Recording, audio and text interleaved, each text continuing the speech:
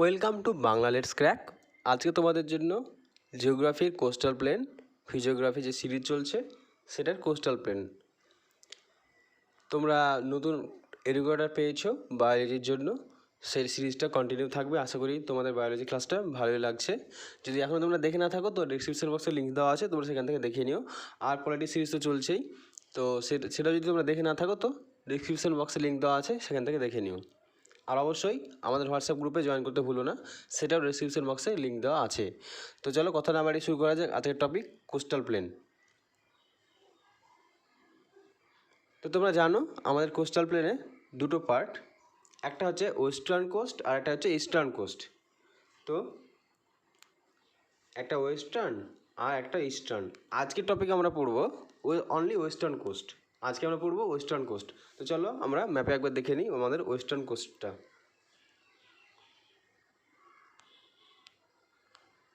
এই যে আমাদের ভারতের এই দিকটা হচ্ছে ওয়েস্টার্ন কোস্ট এবং এই দিকটা হচ্ছে ইস্টার্ন কোস্ট।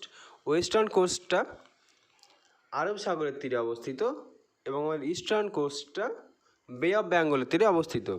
আজকের টপিকে আমরা যেটা দেখবো ওয়েস্টার্ন কোস্ট। এই ওয়েস্টার্ন কোস্টটা চলো দেখে নেওয়া যাক কী কী স্টেট আছে। ওয়েস্টার্ন কোস্টে আছে গুজরাট, মহারাষ্ট্র, গোয়া, কর্ণাটক এবং কেরালা। তো আমরা দেখলাম এখানে কী কী আছে, গুজরাট, মহারাষ্ট্র, কর্ণাটক, গোয়া, কেরালা। এবং যদি ইউটি হিসেবে ধরা হয় দাদরা ও নগর হাভেলি এখানে আছে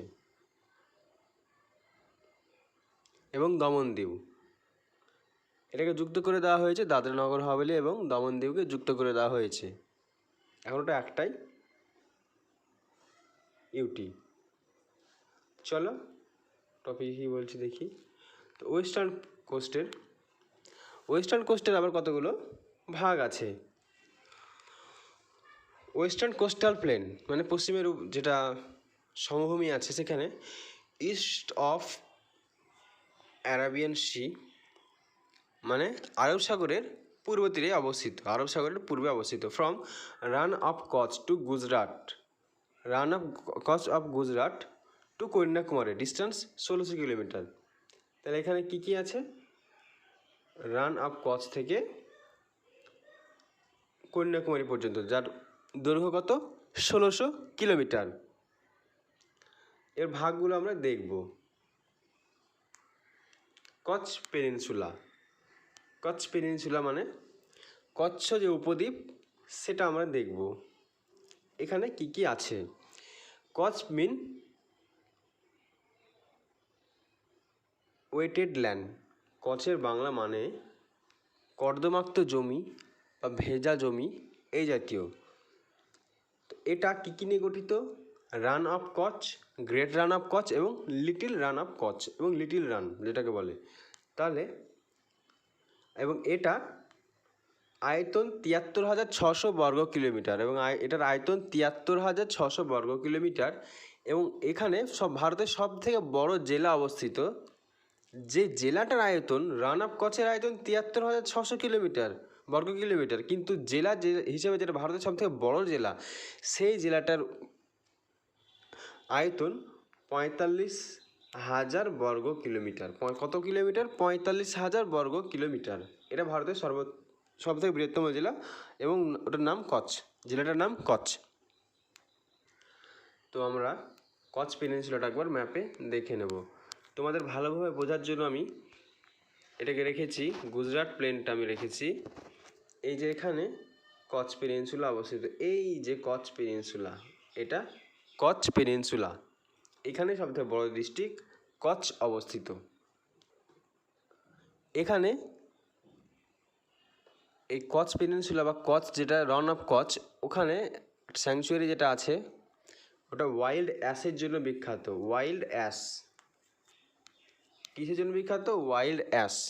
এখানে সারা বছর লবণ পাওয়া যায়, লবণযুক্ত এটা মরুভূমি, শুষ্ক মরুভূমি। বর্ষার সময় যখন জল বেড়ে যায়, সমুদ্রের জলটা ওই জমিতে বা ভূমিতে প্রবেশ করে এবং পরে যখন চলে যায় তখন শুকনো বালি পড়ে থাকে এবং এটা অনেক সময় এটাকে শুভ্র মরুভূমিও বলা হয়, পুরো শুষ্ক সাদা দেখতে, সেই জন্য শুভ্র মরুভূমি বলা হয়। এবং জানুয়ারি ফেব্রুয়ারি মাসে একটা বড় মেলা হয় ওখানে, যে মেলাটার নাম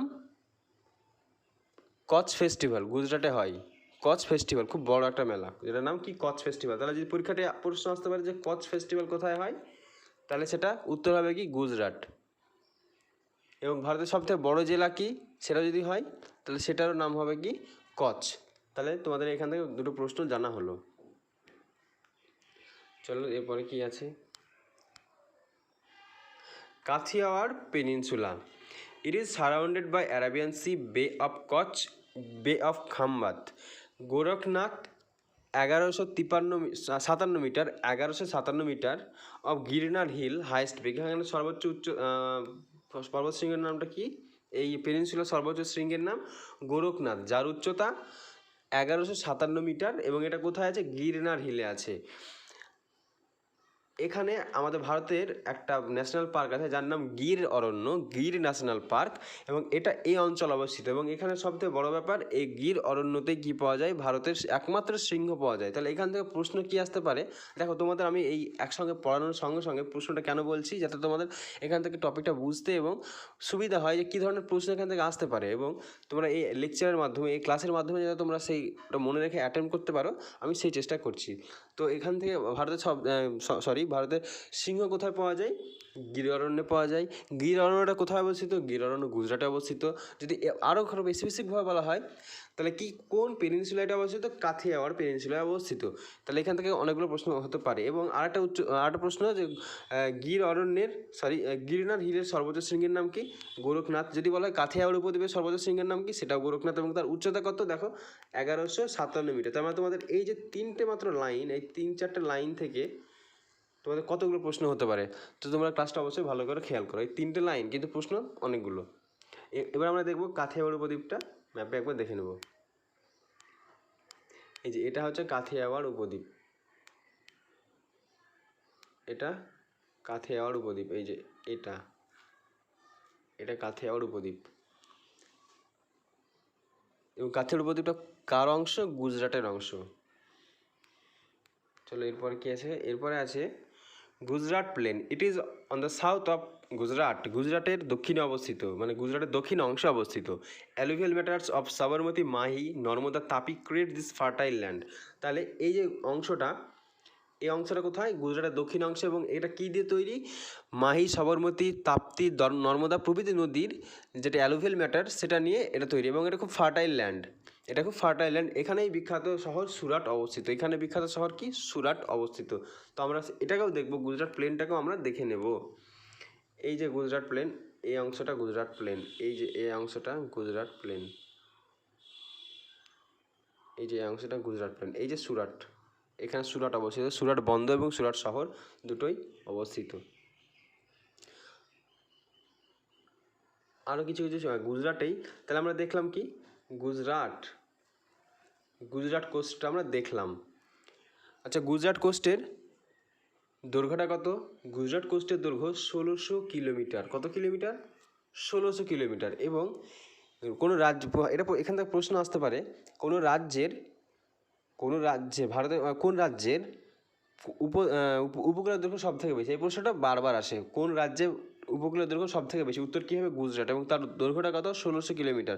যদি রাজ্য বাদ দিয়ে যদি সমস্ত ইউটি এবং রাজ্য ধরা হয়, তবে তার উত্তরটা হয় আন্দামান। তার উত্তরটা কী হয়, আন্দামান। কিন্তু শুধু রাজ্য যদি ধরা হয়, তাহলে তার উত্তরটা কী হয়ে যায়, গুজরাট, এবং যার দৈর্ঘ্য 1600 কিলোমিটার। তাহলে দেখো মাত্র এই যে গুজরাট যেটা উপকূল, যেটা আমরা পড়লাম, এই গুজরাট উপকূল থেকে তোমাদের অনেক ইম্পর্টেন্ট প্রশ্ন আছে। তো এটাকে তোমাদের ভালো করে পড়তে হবে। চলো এরপর কী ভাগ আছে দেখি, এরপর কী উপকূল আছে, কঙ্কন কোস্ট। কঙ্কন কোস্ট।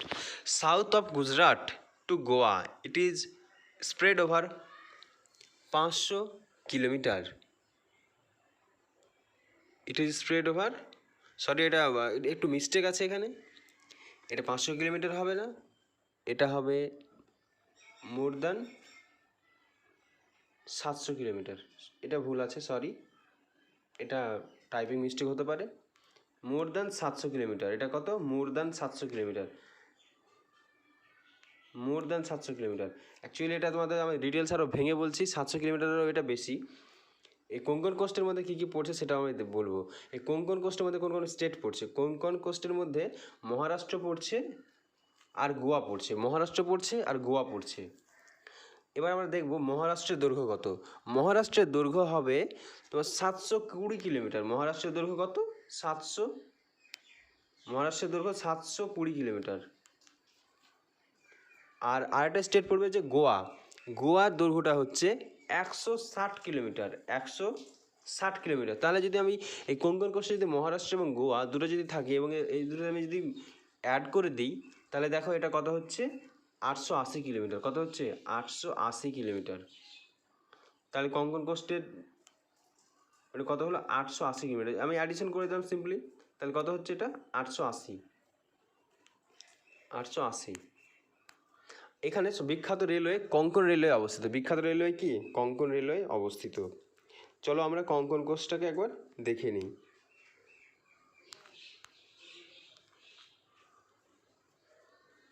এই যে কোঙ্কন কোস্ট, মহারাষ্ট্র থেকে শুরু করে গোয়া পর্যন্ত, মহারাষ্ট্র থেকে শুরু করে গোয়া পর্যন্ত কোঙ্কন কোস্টের তাহলে দৈর্ঘ্যটা কত হলো? 880 কিলোমিটার। তোমরা এই অপশানটা যদি পাও তবে তোমরা সেখানে অ্যান্সারটা করবে। আর একটা কোঙ্কন কোস্টে একটা উল্লেখযোগ্য ব্যাপার, কোঙ্কন কোস্টে বিখ্যাত এবং বড় বড় বন্দরগুলো অবস্থিত ভারতের। কী কী বন্দর দেখো কোঙ্কন কোস্টে? তাহলে বড় শহরের মধ্যে কী পড়ছে? আমাদের মুম্বাই পড়ছে, মারমাগাঁও পড়ছে, মানে যেটা পানাজি গোয়া। তাহলে এখানে বড় বড় বন্দর দেখো, মুম্বাই নিজে একটা বড় বন্দর। মুম্বাই ভারতের সবথেকে তোমার বড় বন্দর কি? মুম্বাই। আর তার সঙ্গে নতুন ভারতের সবথেকে মডার্নাইজ বন্দর যদি বলা হয় কি, সেটা নবসেবা বা জওহরলাল নেহরু টার্মিনালস বা জওহরলাল নেহরু বন্দর। সেটা কোথায় অবস্থিত? নেভি মুম্বাই অবস্থিত। সেটা কোথায় অবস্থিত? নেভি মুম্বাই, মানে মুম্বাই শহরের উপকণ্ঠে। মুম্বাই শহরের উপকণ্ঠে অবস্থিত। সেটা কি? নেভি মুম্বাই। মডার্নাইজ ভারতের সব থেকে বড় মডার্নাইজ বন্দর যদি বলা হয় নেভি মুম্বাই, এবং ভারতের সবথেকে বড় বন্দর কি? মুম্বাই, সেটাও ওখানেই অবস্থিত। দুটোই মুম্বাই শহরের কাছে অবস্থিত। আর একটা বন্দর কি? মারমাগাঁও। মারমাগাঁও থেকে তোমরা জানো কি সব থেকে বেশি লোহা আকরিক রপ্তানি করা হয় বিদেশে, লোহা আকরিক রপ্তানি করা হয়। তাহলে কোঙ্কন কোস্ট থেকে প্রশ্ন কী আসতে পারে? মানে বন্দর হিসাবে তোমাদের বন্দর থেকে এই প্রশ্নগুলো আসতে পারে, যেটা আমি বন্দরের ক্লাস যখন হবে তখন আরও ডিটেলস আলোচনা করা হবে। এবং এখানে একটা বিখ্যাত রেলওয়ে অবস্থিত, কি সেটা? কোঙ্কন রেলওয়ে অবস্থিত। তাহলে এখান থেকে আমরা দেখলাম কি দেখলাম? কোঙ্কন রেলওয়ে থেকে প্রশ্ন কেমন আসতে পারে সেটা আমরা দেখলাম।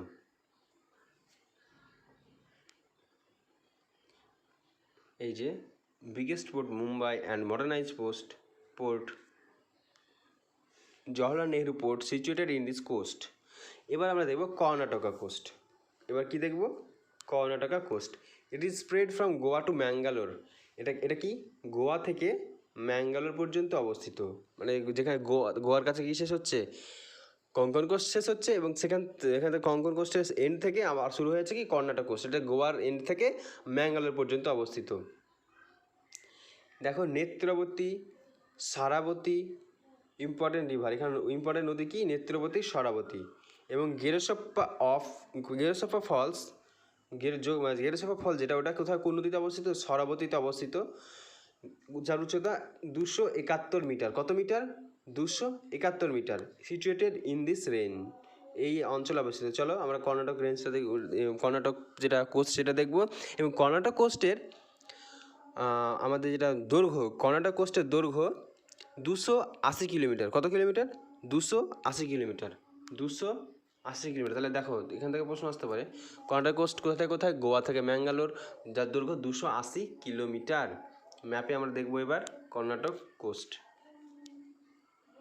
এই যে কর্ণাটক কোস্ট, যেটা কানাডা কোস্ট লেখা, এটাই এই যে কানাডা কোস্ট যেটা, সেটাই কর্ণাটক কোস্ট। এবং এখানে কি অবস্থিত?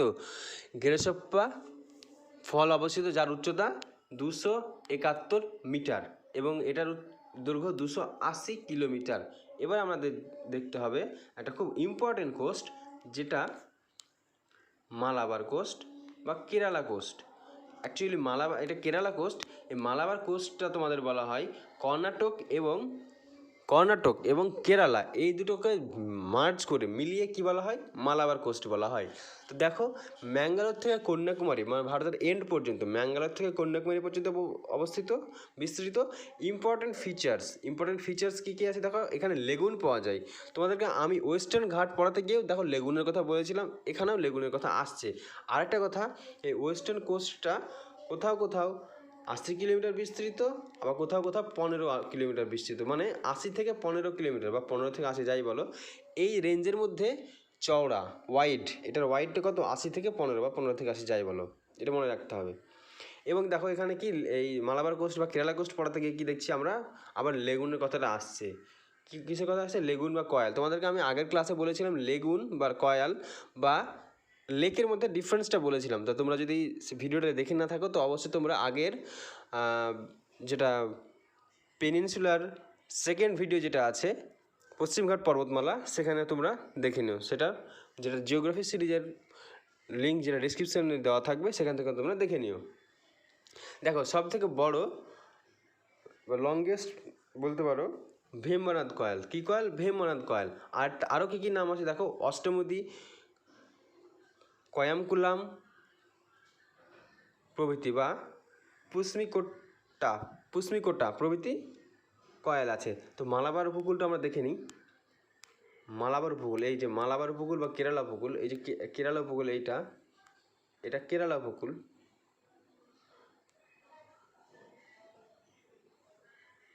এবং কানাডা বা কর্ণাটক কোস্ট এবং কেরালা কোস্ট এই দুটো মিলিয়ে মালাবার কোস্ট। তোমাদের পরীক্ষায় প্রশ্ন এটা আসতে পারে, দেখো প্রশ্ন এটা হতে পারে যে মালাবার কোস্টের দৈর্ঘ্য কত, তখন কি হবে এটার উত্তর 845 কিলোমিটার। কত, 845 কিলোমিটার। এটা পরীক্ষায় আসে যে মালাবার কোস্টের দৈর্ঘ্যটা কত, তখন হয় 845। এবার আমরা কেরালা কোস্টটাকে একটু ডিটেলসে দেখব। এই যে কেরালা কোস্ট আর এই যে আলাপ্পুঝা, তোমাদেরকে আগের ভিডিওতে আমি আলাপ্পুঝার ব্যাপারটা বলেছিলাম, এখানে টুরিস্টের ব্যাপারটা খুব বেশি। এই যে আলাপ্পুঝা, এইখানে ভীমনাথ কয়ালটা অবস্থিত। এখানে কি ভীমনাথ কয়ালটা অবস্থিত।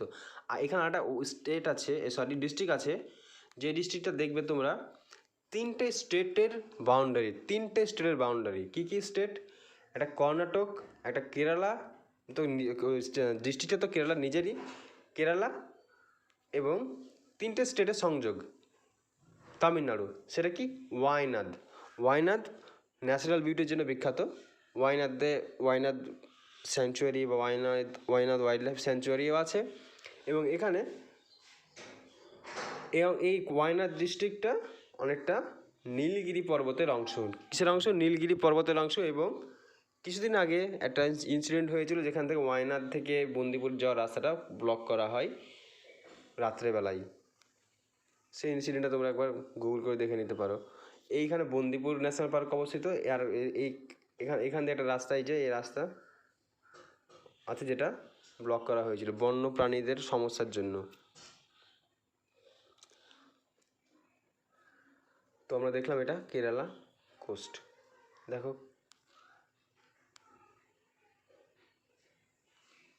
কেরালা কোস্টের একদম শেষে কি অবস্থিত, তিরুবনন্তপুরম অবস্থিত, যেটা কেরালার রাজধানী।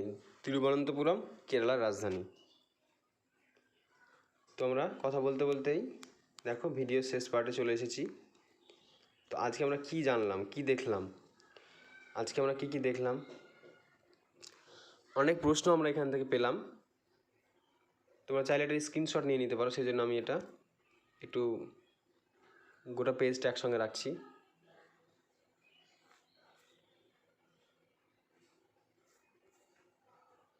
তো দেখো আজকে আমরা কী শিখলাম, ওয়েস্টার্ন প্লেনের কচ পেনিনসুলা দেখলাম, কাথিয়াওয়াড় পেনিনসুলা দেখলাম, গুজরাট প্লেন দেখলাম, 6টা ভাগ দেখেছি।